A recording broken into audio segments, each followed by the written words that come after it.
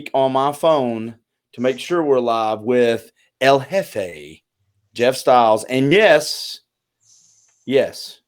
technology is working as it should. So what's up, Jeff Styles? Glad to be here, sir. Very glad to be here. Well, I was lost an hour ago.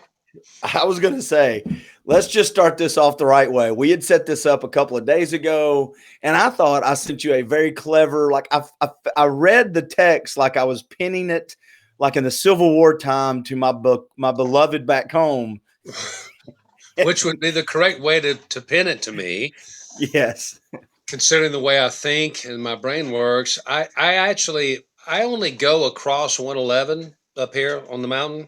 Right. Very seldom.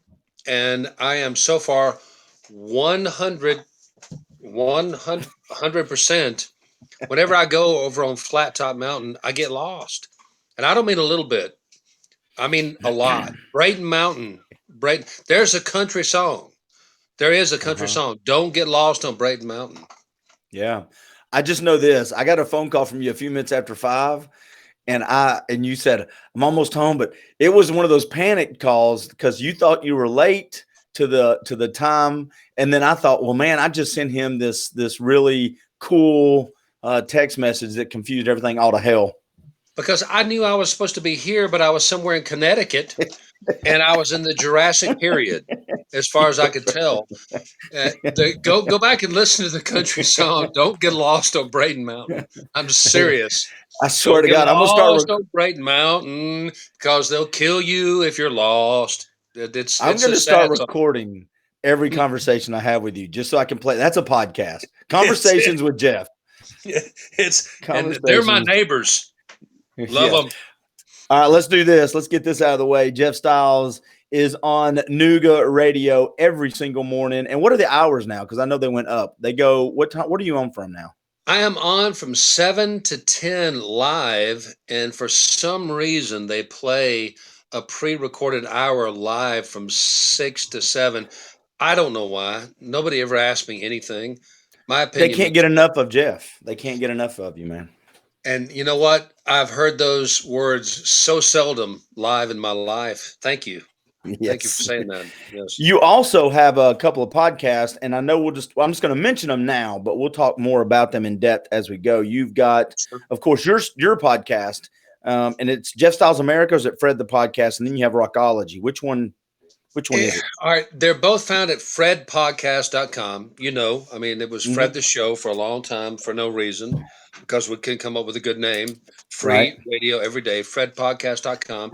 One has become Storyville, which is nothing but my stories. For some reason, I was cursed with an interesting life. And so I just tell stories about things that I've been through. And the other one is Rockyology because I'm just so into music.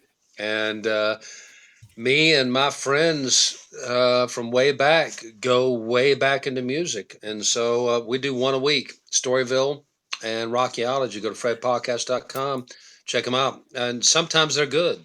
Every once in a while. A lot of times they're good. We'll talk. I want to talk more about that too, Rockyology as well, because that's other stuff. But three things. First of all, let's just get some business out of the way.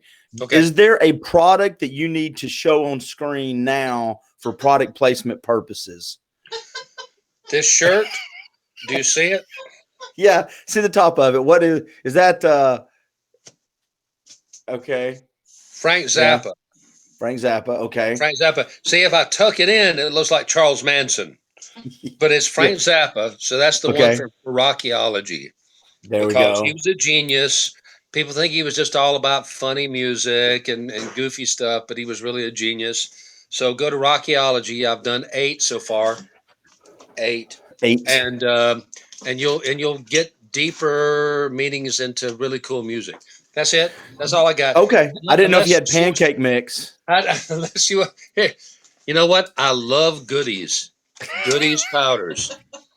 Well, listen, but I do love them. We need to get sponsored by good Irish whiskey and then just do this with a good sipping whiskey and get sponsored by it. I'm a member of AA, but I will absolutely back you up because I've lived a whole bunch of my life with Irish whiskey as a fuel. We Yes. need to get sponsored by a near beer and Baby, hey, hang on, here, Bush, N.A. Bush, non-alcoholic. The cheaper you go on the brand, the better the non-alcoholic beer is. Well, I knew I would dig my way out of that asshole move. I just did. I My didn't. bad. I My didn't. bad. That was not meant. Also, let's do this real quick. Explain to people, because every time I said there's something I want to do tonight, you go, "Oh, that's a podcast. That's a podcast." What's the deal with the glasses? The 3D cereal glasses. Well, you see, there's a place here locally called Chattanooga Safety Products.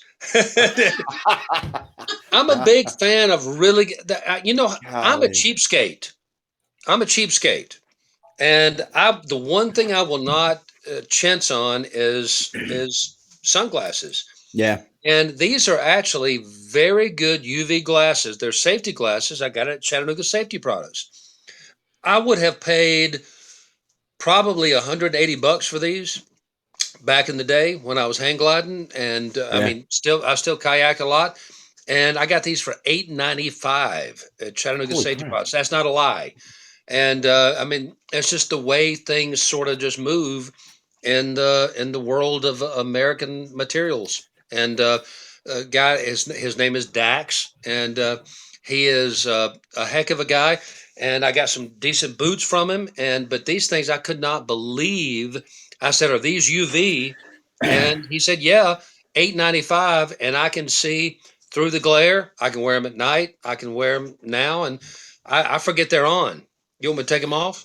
No, I like them. I'm just going to be honest with you. I think for the purposes of maybe doing this weekly or bi-weekly, I think a good day in your life would be to start off eating some Aretha Frankenstein's pancakes, taking your goodies powder, drinking your NA beer, and hitting the trail with your Chattanooga Safety Products. And we've got 4 good sponsors right there. Yes. There's no pancakes available, and I don't want to take a powder because I might choke. My wife told me to take my glasses off, so there you go. Well, she's your brand manager. She's my brain. She's your brain manager. Yes. My brain. Yes. So also I needed to give you a thank you. When we talked the other night, you had mentioned that you got to see a little bit, I think, of the Marty Ray interview I did, the Marty Ray Project guy. And that made a lot, because I'm not the music guy that you are. That means nothing. It means something to me. Because you're not much of a music guy. But no. That really was that was superb. That truly was. That if nothing else has come from this pandemic, we have launched, I don't know how many people, because of the and it was Willie Nelson's son, Lucas Nelson, that I think coined the term quarantunes, the front porch, back porch, living room, intimate concerts, and so many people have been discovered. I saw one this morning from Chris Cornell's daughter, the guy from Soundgarden. She's beautiful. She's incredible. And all these folks are out there now. And because of this thing that happened to us, yay. Well, we talked about, when Marty Ray was on, he had a couple of folks posting questions, and they were like, "Hey, is he going to sing?" Because his take, he's never signed with a major label, and he takes different songs. He never has been locked into one genre. And I told him, I said, "Man, you're welcome to sing." He goes, "Man, I don't mind doing it. It's what I do for every day. I do that just around the house." And I'm like, okay. And me and you talked about it, and I thought the back of my brain, this can go really good because it's live, or it can go really bad. And it went really good, but you've been on the other end of that when somebody's done something live and you kind of had that nervousness in your stomach, like, oh crap. Yeah. We did something similar, and he killed. He did good. And you know what? And he is, the style of music he does is hard to pull off live. We promoted somebody the other day too on the station named Eli Enser, and I think Rebecca tuned into him Sunday night, and he had, like crazy live Facebook live hits. And it's just, I don't know, people are hungry. I swear, live entertainment, maybe not music as much, because you really want to be there, especially like at a festival. But sports, TV, it's all going to change. I mean, Yeah. it's all going to change because of this. There's no But you doubt know, about it. we talked the other night briefly about how back in the day people got music. You know, back in the 60s and 70s, and even in the 80s, not some, I mean, well, yeah, it was the 80s, but social media now has made it to where when Jeff likes something, he can post it and I can see and I can go listen to it. I never have to leave my house. I don't have to go buy anything except for the music online, the 99 cents, or I can subscribe to a music platform. But back in the day, you had to borrow it from somebody or actually go, you know, take it. You had to go No, get it. no, it was there was nothing like that. The conversation we had the other day, we talked for 20 minutes as friends, and you said at the end of the 20-minute conversation, you know what we just did was a podcast, right? Yeah. And Yeah. and it's true. And it was me and my buddies were posting stuff back and forth, and somebody somewhere somehow came up with a 1983 video. And in 1983, the video camera must have been the size of like an airplane luggage thing, like this Yeah. big, of REM when Michael Stipe still had hair. And they were doing a song at the place that we used to call in Athens the church. And it was a church. It has not been active in a long time. And it was just a place where people just kind of just slummed. They hung out. And it was the song "Don't Go Back to Rockville," which was on their second album. And it was them, and they sounded so hick, so redneck, because they were all Southern kids, and they were doing "Don't Go Back to Rockville," and it was just this incredible moment of seeing these guys. And here's Mike Mills, the guitarist, and he's got zits, and he's they're so young, and I'm like going, I remember that.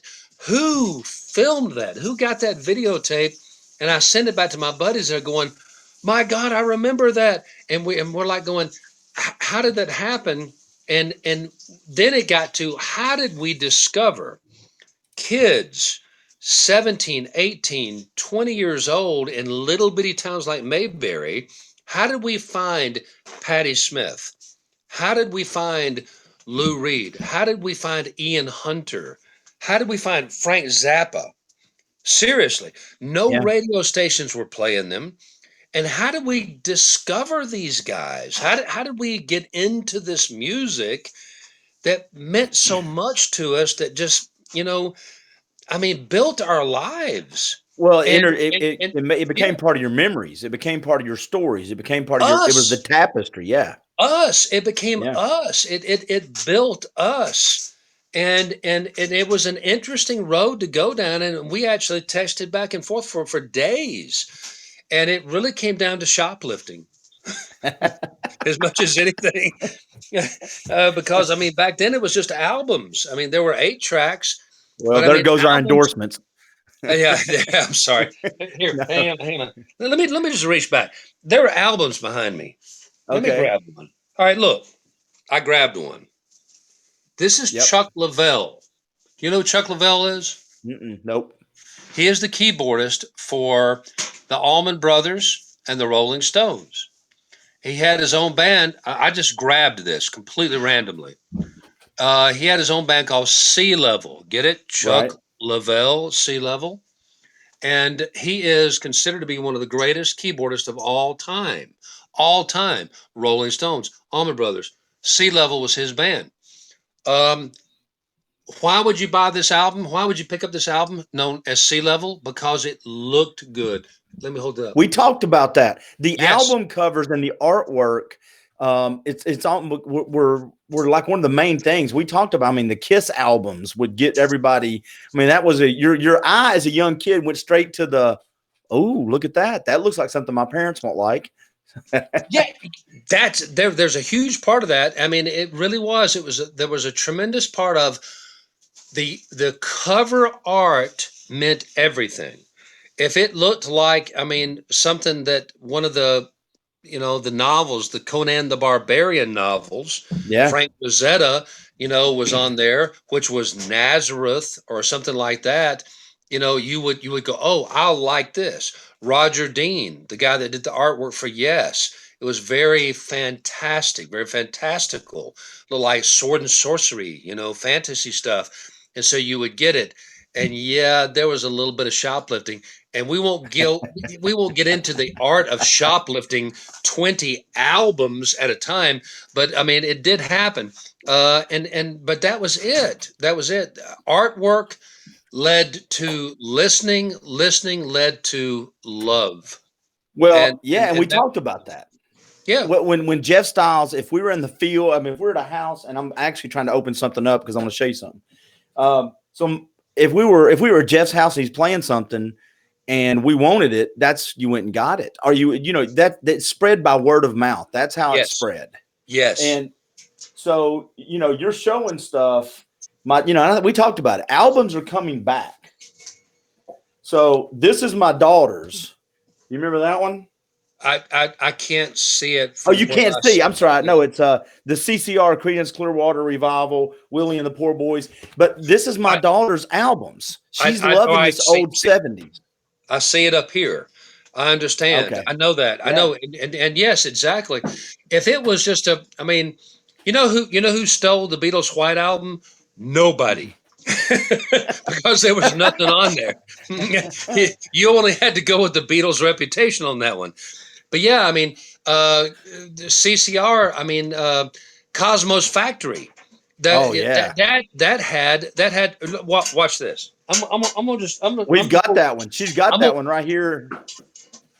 let me randomly just grab another one. I mean, this Okay. is totally random. All Because right. I'm going to randomly show some pictures in a minute. Talking The Talking Heads. Heads. Yeah. Stop making sense. You knew what it was. Mm-hmm. Stop making sense, right? Yep. One of the most seminal live albums of all time. And vinyl was such a huge deal. And you would go to a friend's house, and you know what you did? You would put the needle down on the album, and nobody would say a doggone thing That's right. until Yeah. the needle lifted back off the album again. And then you would make your decision as to whether that was something you wanted to do. Nobody talked. It was a shh moment. Yeah. The first record player I got, I was probably 10 or 11, and it had a cassette. It had an 8-track and an album. No cassette had the 8-track in it. And so I was used to 8-tracks too, and 8-tracks were worthless. I hated 8-tracks. They were horrible because once a song was gone, it was gone forever, and you never knew how to get it back. And I also think 45s, when they started coming out with 45s, because what happened, you would like a song and think, I'm going to like that whole band or that whole artist. You go buy the album and they sucked. Yeah. And I was like, dadgummit, that's just I wasn't a 45 right. guy. We figured out that if you take a quarter and stick it under the 8-track, it would continue to play. No. That was the way the 8-tracks worked. And most people who have 8-track memories remember the exact color of the 8-track. They really do. Yeah. And it was a very fallible format, because sometimes you would get the second and the fourth track playing at the same time. That's where the quarter would come in, or a matchbook, or something. Puts a little pressure. Yeah, there were no singles. There were no singles. And you were of a 45 generation. I was not. Yeah, that was my parents. That skipped me. How old are you? Are you 55, 56? I'll be 60 this year. Okay, I'm 52. So yeah, it came I was a little after you on that. So Braggart. Yeah, I'm a young fella. Hey, so let's do this. People will love this because you're going to hate my answer. Overrated bands. Is there one that's really popular that everybody loves that you go, they are super overrated and you just never cared for? Dave Matthews Band, Journey. Yeah. There's a ton of them. I think that's one's favorite. Journey is your favorite? No, she's just being a smart aleck. She's just Boston. I mean, pretty much. Have you ever heard of this radio station called KZ106? Oh. Anything they play, I like their stuff. Do you? Well, I like a lot of their music. Your musical tastes are exactly what I thought they would be. I've been hit a lot in the head, so it works that way. Me too. I will tell you who I think is the most overrated band. I put this on social media, and I just get lambasted. I think the Beatles are the most overrated band of all time. No, I'm not going to argue that. Actually, they did a lot of really bad stuff. The Beatles were not flawless. Neither was Zeppelin. Well, yeah, And so I'll catch flack for that. I mean, they put out a lot of crap. I mean, let's go ahead and put on the extended play of Octopus's Garden. All right, right, and let's put on Octopus's Garden, and Zeppelin put on. I mean, there was a bunch of albums that had a bunch of filler in it, and they were, and the Stones were too. There are very few bands that were without flaw. I mean, very few. And but if you look at albums, there were a few albums that a few bands had out that were flawless. right. And come on, I mean, does every radio show that I No. am a part of is it without any sort of failure? Yes, yeah, there are several, but there are a couple that But really don't you suck. think in that conversation we had the other night, because this we won't make it all about that conversation, but the social media stuff outside the pandemic, outside just the quarantine, social media now it's good and bad. I talked a little bit about this with the Marty Ray. It is good because if I'm Clint Powell and I have some talent, I really don't have to depend 100% on being found. I can go. I can be more proactive. I can put it out there, and it makes it easier to be found. The downside is everybody that thinks there has talent, who thinks they have talent now, is trying to put their stuff out there, and so it's easy, I think, to get lost. Do It's you all see that? Yeah. Of course, it's always been that way, but there used to have to be a machine behind you. There Right. doesn't have to be, and for good and bad now. I mean, you can get excited about going somewhere and checking out a live show, and it can be terrible. But then again, there were so many bands that should have made it that just never got the push because they didn't have some sort of machine behind them. I can think of, there's a British band called XTC. XTC, have you ever heard of them? No. A flawless pop band. They really were. They were incredible, and never got the radio airplay they deserved. When you think of an artist like Todd Rundgren, he was capable of producing the perfect pop song at any given time, but he liked to experiment. That made record labels very nervous. So, I mean, he didn't get the push he deserved. REM's first two albums were perfect. And then they started trying to do something different, and that made, the corporations nervous. Are They you don't like different. Are you still, and this is kind of a weird question, but I mean, I know you're a music fan, but is in your world, are you the Gran Torino guy, get off my lawn, or is there still good music being made out there and you just have to go find it? Or is there a year in your brain where you think everything past this is iffy? No, no, no, no, no. I was I've got a Gran buddy. Torino. I've got a I was buddy real Gran quick that I I got a was buddy Gran real quick that Torino. says, 1973 was the best year ever, and okay, the 70s were without a doubt the decade. And I loved some of the 80s, and then that was it. And then there was Nirvana. Nirvana, it exploded, and it was like, wow, there was all this new stuff. And then I went to Bonnaroo. I went live and saw this festival in person. I went from stage to stage and saw all of these bands I've never heard of ever. And I was like going, where has this stuff been? And it has been buried by money that it didn't have, and it didn't get to me. And I was like going, my God, it's so good. And then that's when I realized that that's what I had to do. I had to go to live music festivals to see the good stuff. And it's still that way today. I mean, here's the difference, Clint. And really, in both of our, even though you're just a young punk, um, our generations are the same in the sense that you used to put out an album and tour to support it. Yep. Now you put out an album basically just to have an excuse to tour because that's where the money is. If for music fans, it's in the live scene, and that really is where all the money is these days. I mean, all right, do you know anything about Zappa? A little bit, not much, not enough to have a decent conversation. Novelty songs, right? Right. Don't eat the yellow snow, stuff like that. Right. And the guy was literally a musical genius. Classical composers around the world do his music with symphonies, and it just, I mean, where does that stuff land? And there are so many bands out there these days. Their music is just fantastic, but it doesn't have anywhere to go. It doesn't have anywhere to land. And that's just a darn shame.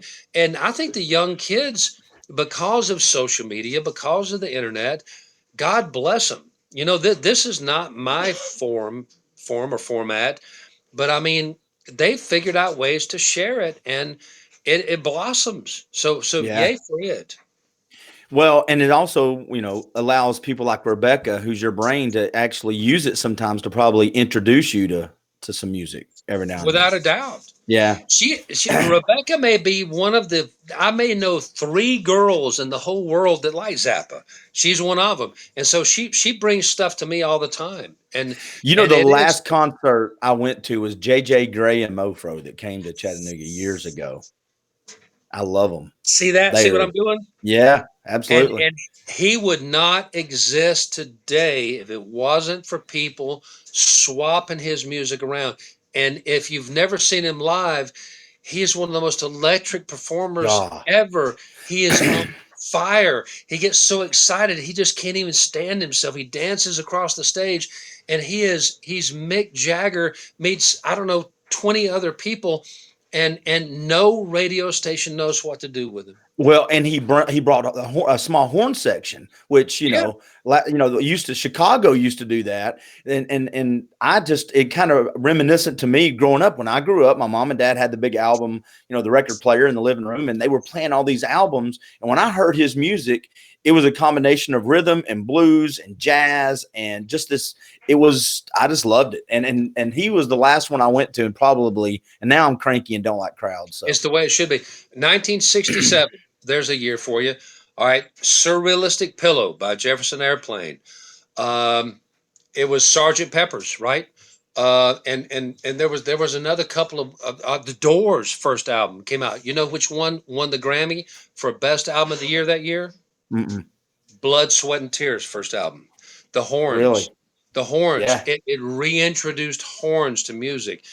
The reintroduction of horns happened about the first year we went to Bonnaroo for the first time. There were bands that were bringing horns back. Well, what's wrong with horns? What's wrong with strings? Nothing. Nothing's Nothing. wrong with them. Nothing. My Nothing. daughter over here, and I won't hold it up again because I know it's hard for you to see, but I've got Three Dog Night right here, Golden Biscuits album that's sitting right here that that she got. She went to McKay's and she's getting these album covers, The Police, for the 80s, and she even likes Buddy Holly, one of the first albums I had. She got a Buddy Holly. I love Buddy Holly. How can you not like Buddy Holly? My dad and I bonded over Buddy Holly, and it's actually a joke at the radio station that Three Dog Night I would used to say about the Beatles before they broke up. I remember when the Beatles broke up, and everybody at the school playground was crying. I was like, who cares? They're no Three Dog Night. I mean that was just what I was into at the time. They're no CCR. What are we talking about? All right, so and of course, my generation, I like the 80s. I love things like Van Halen and AC/DC and ZZ Top. Those are my, especially the older stuff when they first were getting on the scene. I like that kind of stuff, and I grew up with a lot of that. AC/DC, as long as Bon Scott was still alive. Yeah, I saw Bon Scott with AC/DC at the Fox Theater in Atlanta. Oh my God, he may have been the absolute best frontman in rock and roll history. And Brian Johnson, AC/DC, Back in Black, I'll give him that one. That's it. We got a comment real quick. Gary Miller says 95% of the top 40 of 1970 are still played regularly on radio. Yeah, and thank you, Gary. And I will tell you something. If you want to have fun, since you're not the social media, you can't navigate it as well as other folks, have your lovely wife go to YouTube and just search current or modern songs that have been stolen or taken from the 70s and 80s. My daughter and I play that game, and there's actually mashups out there that will let you hear songs from the 60s, 70s, and 80s that current bands are now taking and changing it. And and she'll look at me and go, "We stole that one too." I'm like, "Yes, you did, darling. Yeah, absolutely, you did." You know what? The rule about stealing, John Lennon said this, is you have to do it first or better. That's the rule. First or better. And there's Buddy Holly right there. Yeah. There are lots of new bands out there I love. Well, didn't Led Zeppelin have take a little freedoms with some songs, didn't they? Or is that the rumor? Led Zeppelin was the last great British blues band. That's all there was to it. There was nothing new about them. The Levee Breaks, I mean, for God's sakes, that was Memphis Minnie. Memphis Minnie did that song. They just played the blues fast and loud and hot. Yep. And yeah, and then there was Robert Plant with his tight jeans, and all that stuff. And I mean, and it was you have to do it first or best. And there's a band out there right now. All right, I liked Kings of Leon when they came out. Every once in a while, somebody comes out with something that is new. All right, Kings of Leon. There's a new band out there now. Forgive me, you'll have to check it out. Don't blame me for the name. Okay. Rainbow Kitten Surprise. With a name I am blaming you for the name. I'm blaming you for the name. Here, I have some syrup here. Rainbow Kitten Surprise syrup. No, they're so incredible. They're like Kings of Leon, only better. They really are. And so how did you find those real quick, Jeff? How did you find that band? How did you find that? Searching. And that's the one thing that I really do dig about social media. If you're out there looking and you're looking for the old stuff, like a band like Hawkwind, which was a British band that was Jimi Hendrix's favorite band, and you punch that in, they will bring you new stuff that sounds like Hawkwind. And I think they quit putting music out in 73, but it has the same oral, I don't know, ambiance. And then all of a sudden you realize Robin Trower. Robin Trower was the guitarist for Procol Harum, as we would say, Procol Harum, which is the way they wanted you to say it. But I mean, it was great, slow blues. It was stoner music is what it was. It was the 8-track music. You stuck a quarter in there. But I mean, it was fantastic ambient music, and we all got into it. And there's stuff out there that emulates it now. And if you look one song up, you'll be barraged by stuff that sounds like it. But I'm listening to you talk about this, and I can tell why you like the Rockyology podcast so much, because it is, and I've said this before, even bad music when you were growing up, that when you get older, makes you happy. There are a lot of songs that I listened to in the 70s and 80s that I hated. And now when they come on, I get all happy because I'm like, I was 17 when that was on. Heck yeah. Yeah, that's the truth. It is. It's a guilty pleasure. Hall & Oates, guilty pleasure. I remember when Casey and the Sunshine Band came to Riverbend, and I was I was giving them down the road. I was going, how bad could it be? I was ready to eat the gun.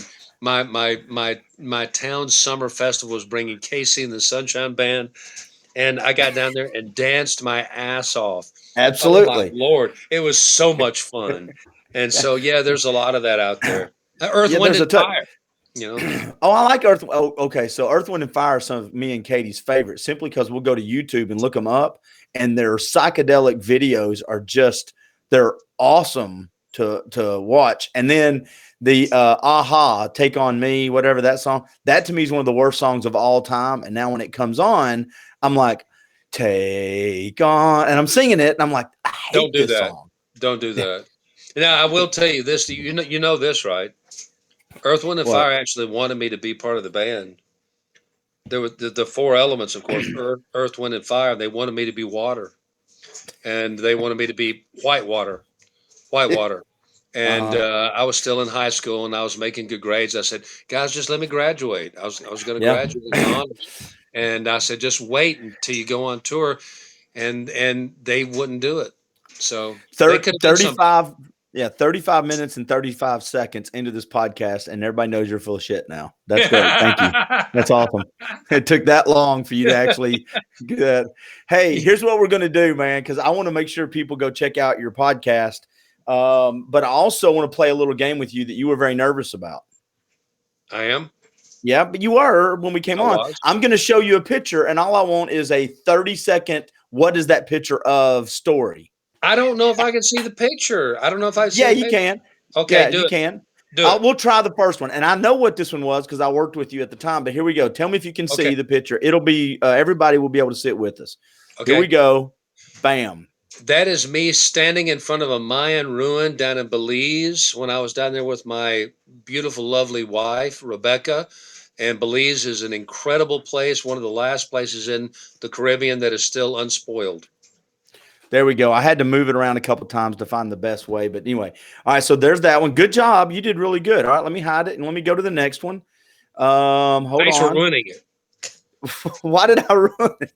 Because now everybody's going to know where Belize is. Okay, here's one. I'm going to skip and go to this one. I don't think I've done. Well, no, let's just go in order because that way I won't screw it up. This one. What's that of? One of the many times I should have died, and probably the one that was most likely I would have died. I paddled into storm waters. That there's no reason in the world I should have survived that. There is that is in Flintstone, Georgia, during a massive deluge, and there's actually a creek bed right to the right of that picture that I did not even know was there. And the neighbors were trying to stop me, and I paddled out into it. You see, I was not wearing a personal flotation device, You have a and I great was hat, though. sucked right. Oh yeah, my Indiana Jones hat and my fiberglass 12-foot canoe were both lost in that deluge, and I got sucked into this whole thing over here that I thought was just a bunch of flotsam and jetsam that was sucked over into the floodwaters, but actually that was the handrail of a bridge, a footbridge, and it cracked that canoe into two pieces. It sounded like a 45 going off in my ear, and we went back several times and tried to get it back, and it's somewhere in the Gulf of Mexico now. That's good. Good for you. Here's a good. No, We don't have to. I still have nightmares about that. We don't have to spend long on these. So if you just want to give a quick description, that's fine. You can move on. That's my beautiful wife, Rebecca, who I do not deserve. I have no idea why she's still with me to this day. There you go. I thought I would give you a chance, and you did well, sir. You did really good with that one. I mean, look at that. Is she not just a fox? She is. How about this one, man? What's this? What's this picture of? That is Fred. That is the icon of my show, Fred the Show, because I was a Grateful Dead fan, and we couldn't come up with a good name for the show. They kept coming up with really stupid stuff, and I finally just said, it's just going to be called Fred. It's just a good, just solid American name. And then Charlie Campbell said, hey, you're a deadhead. Why don't we call it Fred? Fred the Show for you, and your listeners can be Fred heads. And we came up with the whole skull thing. One of the most disappointing things ever in my life as a salesperson, because when I worked with you, I had 3 or 4 years where I was on my game and I was leading the pack at times, and I did well when I was selling you. I will just say this though. The fact that I could not get Fred Discount Stores to be a title sponsor pissed me off to no end. Do you know how many times I try to talk to their corporate people, go, you don't understand. I've got to make this make sense to somebody. There are still people who come up to me in just parking lots and go, hey, I'm a Fred head. You see the roses, the whole thing. It's got it all there. Yeah, they should have jumped on that. You know what? And they're going away now, aren't they? Because they didn't jump on board. Do you remember you used to have where people would pop up pictures on their vacations? Do you remember Yes, that of different Fred? Because you had a Fredhead shirt every year. Now, what's this? Who's that lovely guy in Florida 15 years ago? that is Look at some that. strange guy. He had just been released from prison. I think he was. I'm not sure. I think it might have been. And that might have been all the way back in Birkenwald. It could have been up at Brushy Mountain, but he was wearing a Fredhead shirt. I have no idea how he got it. I would not have given that guy a shirt. I don't blame you a bit. All right, let's see if I've got another one here. What's this one right here? What's that one? That is me on a mountain board. The mountain board is not what broke my leg. Thank you very, very much. The mountain board was it was the most fun I had other than hang gliding. It was like a skateboard, only it went over terrain, and it was just tremendous fun. I wish I still had it, but my lovely and beautiful wife won't let me have one anymore. Of course you won't. And Because this I'm one old actually and came. broken. This came from your love. I saw this one on your lovely wife's page. Look at that. Is that you looking up a cell tower? Yes, it is. That's it's like that's a great picture. And you But I know was why? like, Because I used to mountain board under that cell tower at high speeds. oh, really? Yes. High speeds, eh? Yeah, and see it, and then I would stop every once in a while and look up and go, "This is really dangerous." You can see All why right, she now. took it away from me. Yes, I can. All right, so these are two that if you just don't want to talk about them, you don't have to. Just say nope and pass. I have no secrets. What's that one? That is me and my youngest son Lucas getting ready to go skydiving. We were at 14,000 feet, and you can see I had a smile on my face. He had a smile on his face.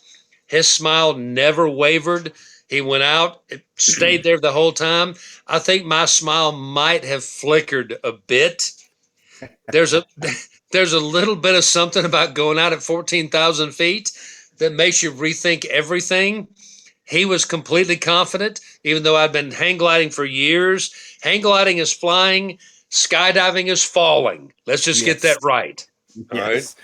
So did you have on this one? It doesn't look like. Did you solo or was there a tandem? Were you about to get locked in with somebody? No, it was tandem, and that's one of the things that made me nervous. I would have been much better if I'd been by myself. Thank you. Oh, okay. See, I don't like the tandem thing either. If there's a cord to pull, I want to be the one pulling it. I'm sitting there with a guy strapped to my back, and I am completely over the edge, doing like this. Oh God! And I have no control. I don't know who this big fat ass behind me is. I don't know who this guy is, but I mean, I've still got a video of Lucas going. He is without fear. He is like a ferret. There is no fear inside his body or mind. All right, here we go. This is a quick one, and the only reason I'm putting this one up is to remind people that you do a podcast. That's you podcasting last year, and are you liking podcasting? Let's take the topics out. Do you like the format of podcasting? Are you happy? Yes, I really do. It took me a while to get to it. I think I said it last time. All of you guys warned me and told me what I should do, and I continued to try to do a talk show, and that didn't really work. Yeah. You can't do a talk show by yourself. And I may be a conversationalist. I'll use the term that Rush Limbaugh made famous. But once I actually just got to storytelling and talking about music, which I love, it just got much more natural. So, I mean, should I plug now? FredPodcast.com. Check out Rockyology and Storyville. I'm going to do New Storyville tomorrow. I've just done my 8th Rockyology. And if you don't like that music, then there's really something wrong with you, because I cover it all. But the podcasting for me, for you, knowing your storytelling, and you already have a platform for the talk part of it, for the news and the you can get all that off your chest. The other part, though, that I think people missed, and I think that you enjoy, 20 minutes can go by and it doesn't feel like you're doing anything.